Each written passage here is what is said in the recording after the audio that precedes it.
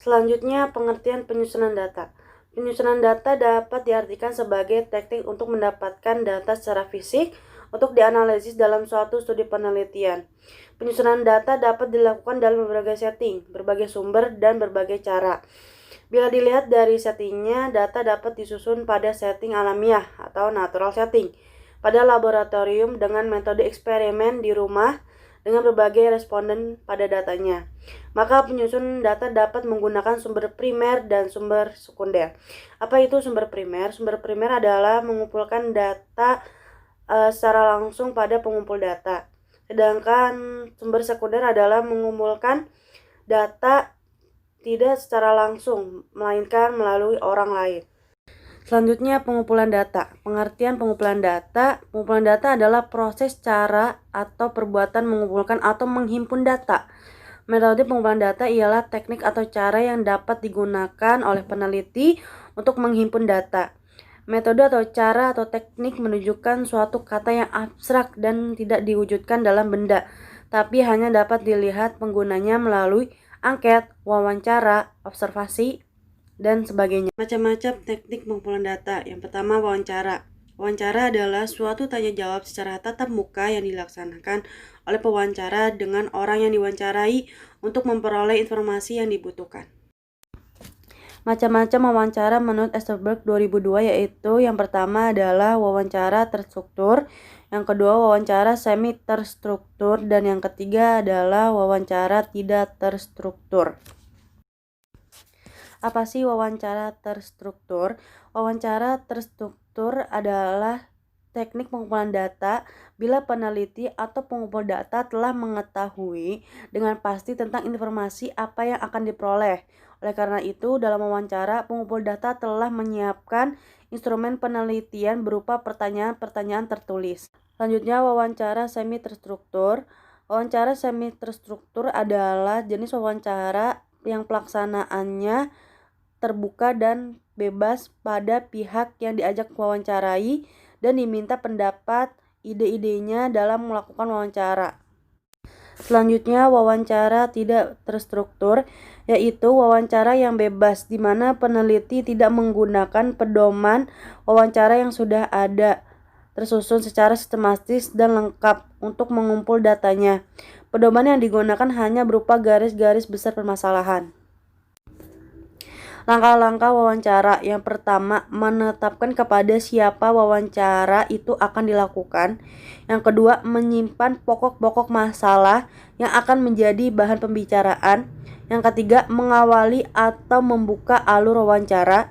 Yang keempat, menginformasikan ikhtisar hasil wawancara dan mengakhirinya. Yang kelima, menuliskan hasil wawancara ke dalam catatan lapangan.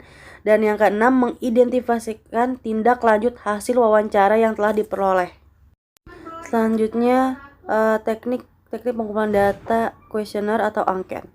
Kuesioner disebut pula angket atau self-administrated questionnaire adalah teknik pengumpulan data dengan cara mengirimkan suatu daftar pertanyaan kepada responden untuk diisi. Macam-macam angket atau kuesioner. Yang pertama, kuesioner terstruktur. Yang kedua, kuesioner tak berstruktur. Yang ketiga, kuesioner kombinasi berstruktur dan tak berstruktur. Dan yang keempat, kuesioner semi terbuka. Apa sih kuesioner berstruktur? Kuesioner berstruktur ialah kuesioner ini berisi pertanyaan-pertanyaan yang disertai jumlah jawaban yang disediakan. Selanjutnya, kuesioner tak berstruktur yaitu kuesioner ini disebut juga kuesioner terbuka di mana jawaban responden terhadap setiap pertanyaan. Kuesioner untuk bentuk ini dapat diberikan secara bebas menurut pendapat sendiri. Yang ketiga, kuesioner kombinasi berstruktur dan tak berstruktur.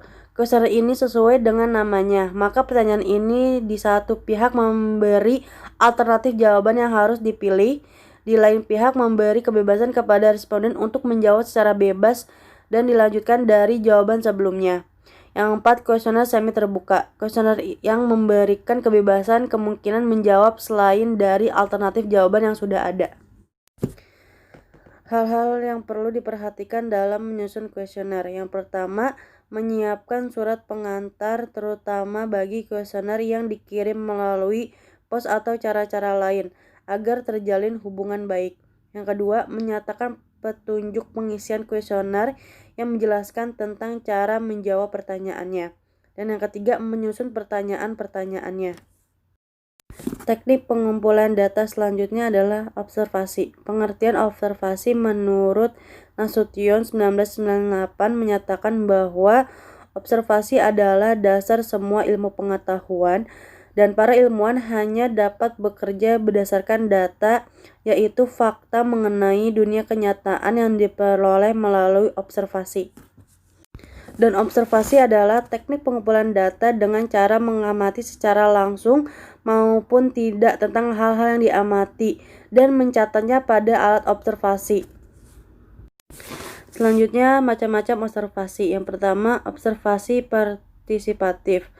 Observasi partisipatif merupakan seperangkat strategi dalam peneliti yang tujuannya adalah untuk mendapatkan data yang lengkap. Hal ini dilakukan dengan mengembangkan keakraban yang dekat dan mendalam dengan satu kelompok orang di lingkungan alamiah mereka.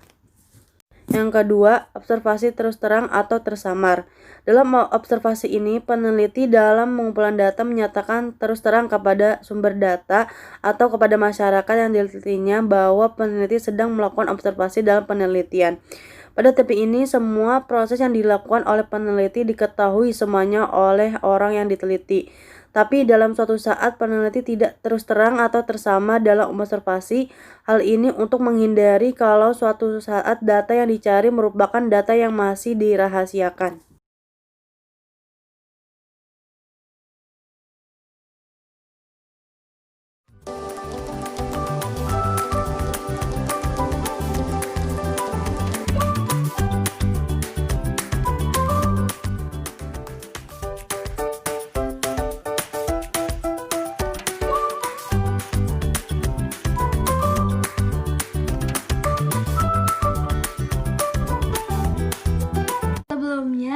Tadi sudah dijelaskan oleh teman saya, yaitu tentang penyusunan, pengumpulan, dan yang terakhir yaitu ada penyajian data. Apa yaitu penyajian data?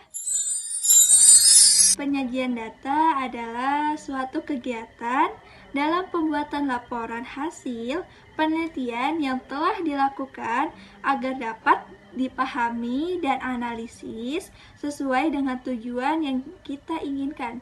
Jadi, penyajian data itu adalah pembuatan laporan hasil yang dilakukan agar dapat kita pahami atau kita analisis agar laporan tersebut itu sesuai dengan apa yang kita inginkan. Dan selain ada pengertian, di sini juga ada fungsi penyajian data. Yang pertama itu fungsi dari penyajian data menunjukkan perkembangan suatu keadaan. Yang kedua, mengadakan perbandingan pada suatu waktu. Yang pertama, saya akan menjelaskan penyajian data dalam bentuk tabel. Penyajian data dalam bentuk tabel ini bertujuan untuk memberikan informasi dan gambaran mengenai jumlah secara terperinci sehingga memudahkan pengolahan data dalam menganalisis data tersebut. Dan dalam penyajian data dalam bentuk tabel ini ada berbagai macam juga loh. Yaitu ada pertama, ada tabel dalam baris kolom, ada tabel kontingensi, terus juga ada tabel silang. Yang pertama ini saya akan menjelaskan tentang tabel baris kolom. Tabel baris kolom adalah tabel yang terdiri dari baris dan kolom yang tidak terdiri dari beberapa kategori dan bukan data kuantitatif yang dibuat menjadi beberapa kelompok, atau kita bisa sebut baskom, baris dan kolom. Yang kedua, yaitu ada tabel kontingensi, di mana tabel ini mempunyai ciri khusus, yaitu menyajikan data yang terdiri atas dua faktor atau dua variabel.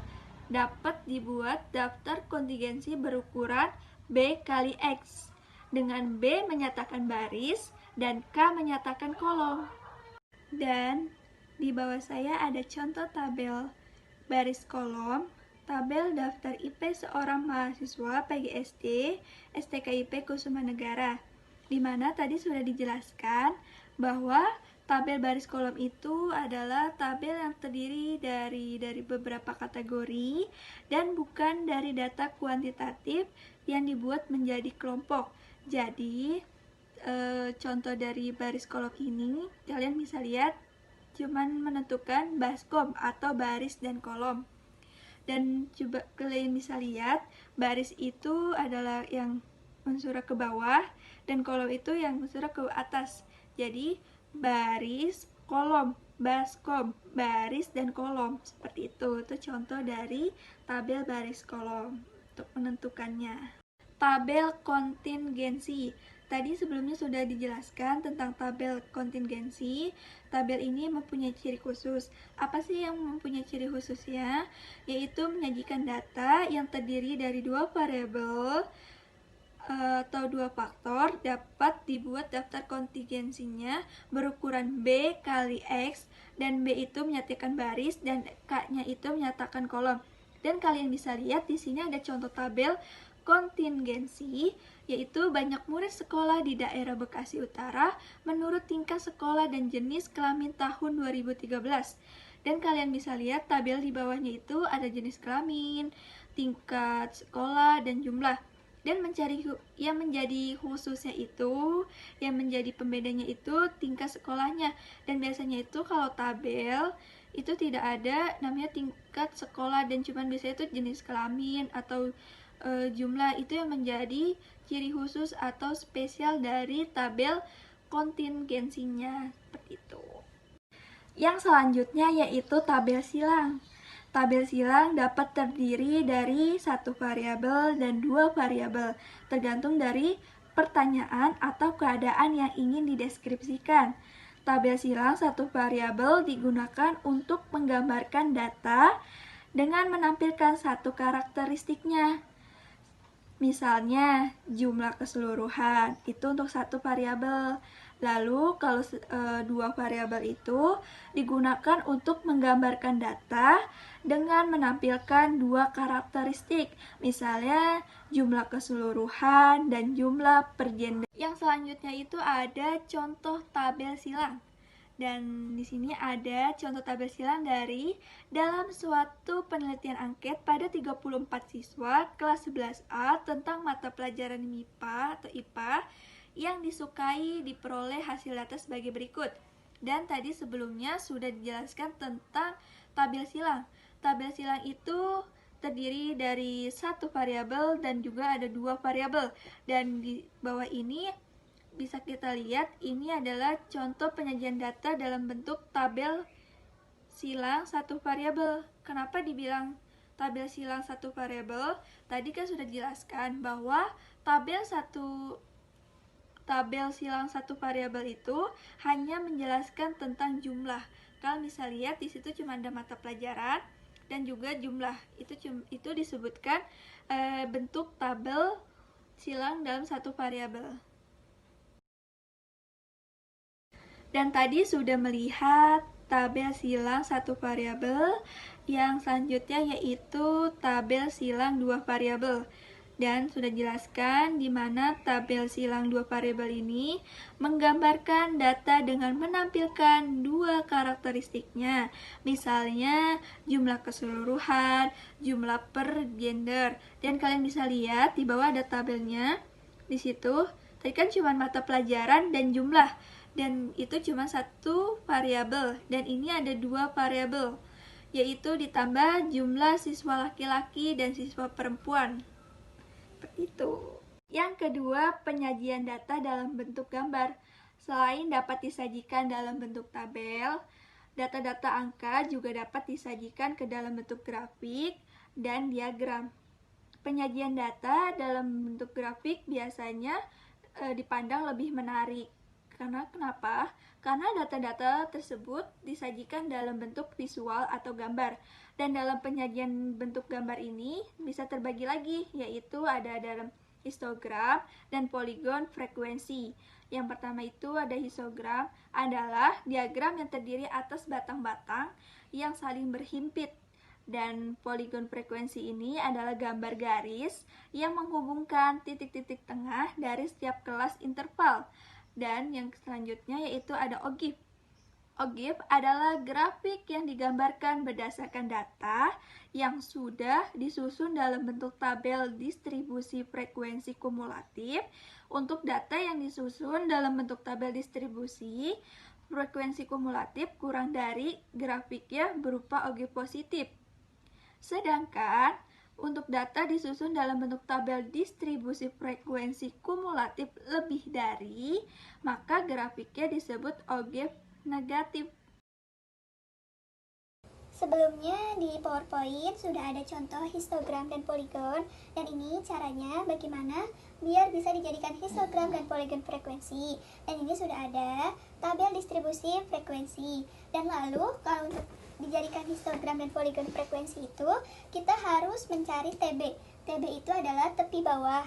Dan rumusnya itu TB sama dengan BB atau batas bawah dikurang 0,5. Yang mana sih TB itu? TB itu batas bawah, yaitu yang paling depan 100. Berarti BB-nya itu, batas bawahnya itu tadi 100, berarti 100 dikurang 0,5 itu sama dengan 99,5. Terus kita tulis di sini 9,5. Jadi interval kelas pertama itu TB-nya itu 99,5, dan seterusnya sampai bawah sama kayak gini rumusnya juga. 200. Setelah tadi kita tentukan tepi bawah dan tabel distribusi frekuensi yang sebelumnya, sekarang kita akan membuat histogram dan poligon frekuensinya. Dan TB ini kita pindahkan ke bawah ini, di garis bawah ini. Lalu caranya itu, pertama frekuensi ini F, frekuensi 15, TB-nya 99,5, berarti sini ya 15.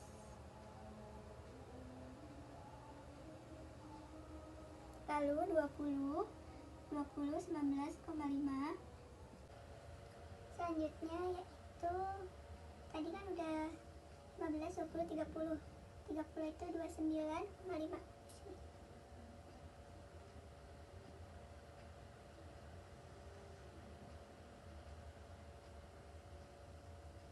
Lalu 25, 39,5.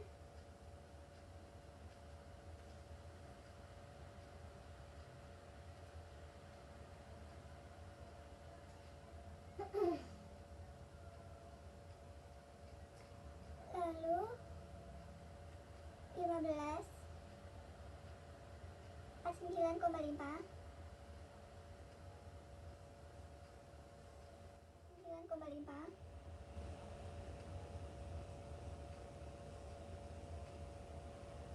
Dan selanjutnya 10 plus 9,5.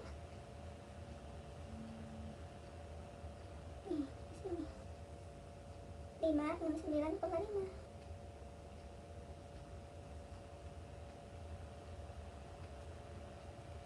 Dan untuk menentukan, dan ini yang garis, yang kotak-kotak yang tadi kita kotakin itu disebutnya histogram.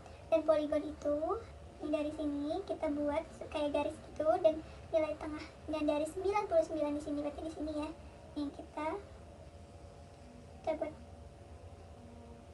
buat garis itu.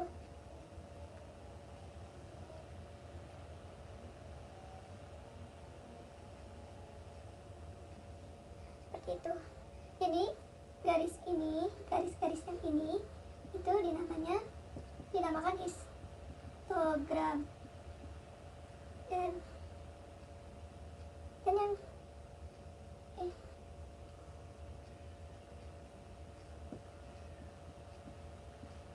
ini poligon. Jadi histogram ini kotak-kotak ini loh. Yang kotak-kotak ini dinamakan histogram. Yang garis yang ini, garis-garis ini dinamakan poligon frekuensi. Poligon, dan ini OGIF ya. Dan tabel distribusi frekuensinya itu masih menggunakan yang tadi sama seperti poligon. Dan di sini OGIF yaitu, kalau OGIF itu ada dua, kita mencarinya dua, frekuensi kumulatif kurang dari dan frekuensi lebih dari. Dan frekuensi kumulatif kurang dari itu, caranya itu ditambah.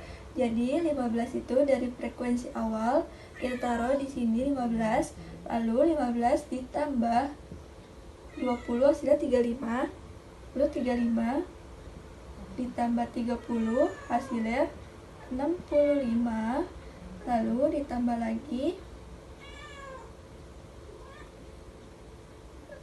lalu ditambah lagi 65, berarti 90 ya, 90.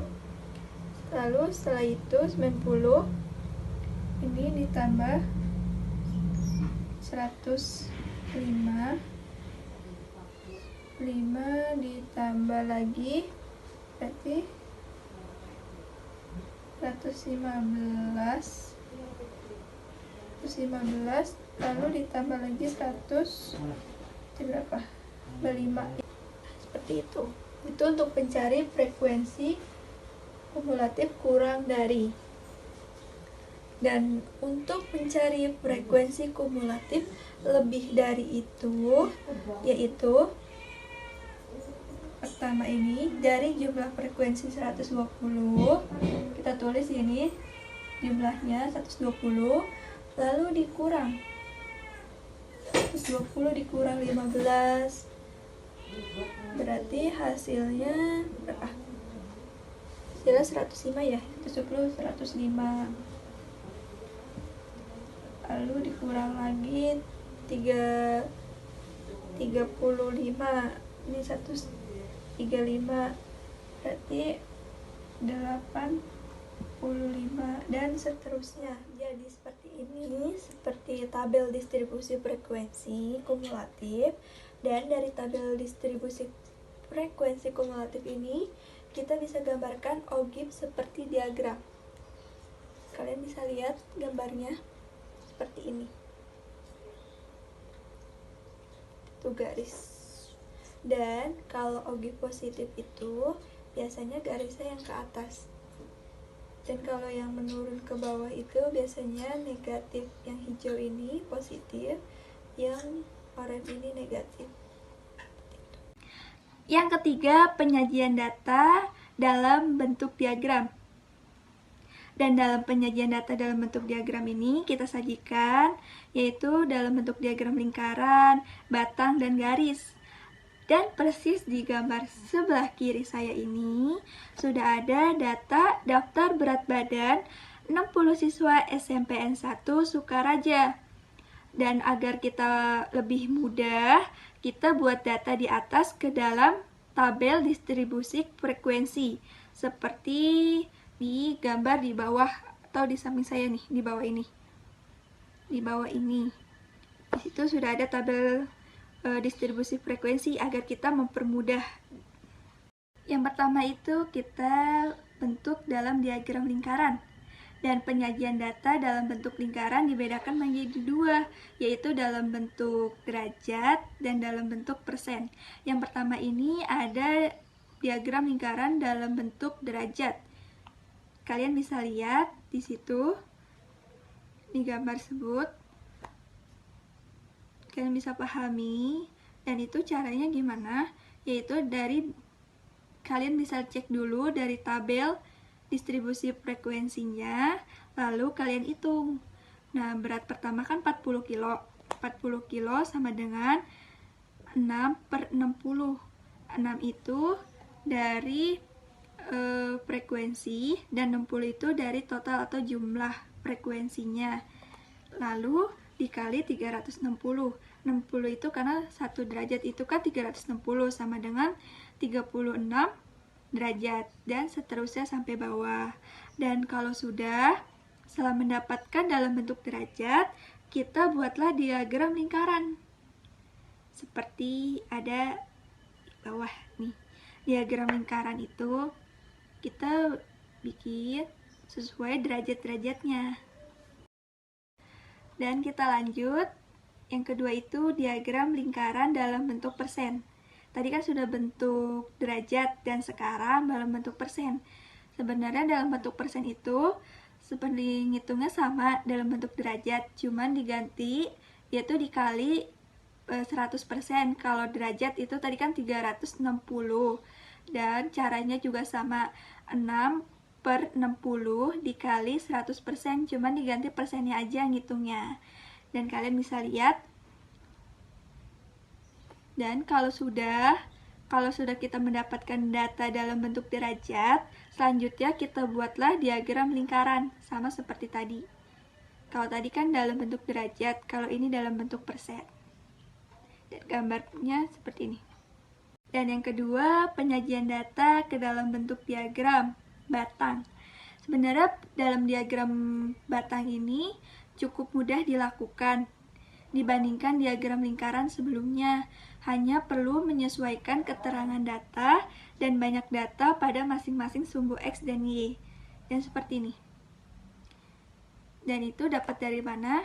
Dan itu dapat dari tabel distribusi yang awal sudah kita cari atau sudah kita tentukan. Dan setelah kita cari tabel distribusi itu, lalu kita sajikan ke dalam bentuk diagram batang.